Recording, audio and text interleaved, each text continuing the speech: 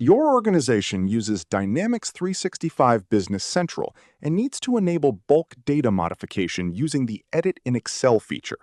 You must identify the correct components for the installation and linkage of this feature from the following options: A. Office add-ins, B. App Source, C. Business Central, D. Lifecycle services, E. https:/appsource.microsoft.com, F. https:/businesscentral.dynamics.com, G. https:/exceladinprovider.smb.dynamics.com, and H. https:/businesscentral.dynamics.com, followed by a user-specific instance ID. The correct answer is A. Office add-ins. This is because users need access to the Microsoft Office add-in service in order to integrate Business Central with Excel.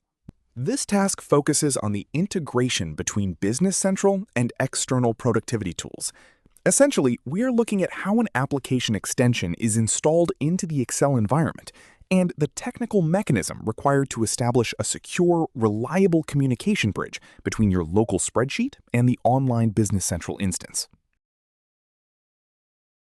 In my view, the correct configuration involves selecting option A, Office add-ins, to install the necessary component. Then, to link the feature to the Business Central instance, you must select option G, the provider URL, https:/exceladinprovider.smb.dynamics.com. The installation of the Dynamics Office add-in is a prerequisite for Excel to recognize and handle the incoming data structures correctly. Regarding the linkage, the provider URL is the specific endpoint used by the add-in to facilitate data exchange with the Business Central backend. Other options, like lifecycle services, are meant for different platform management tasks and do not facilitate this specific Excel to Business Central connection.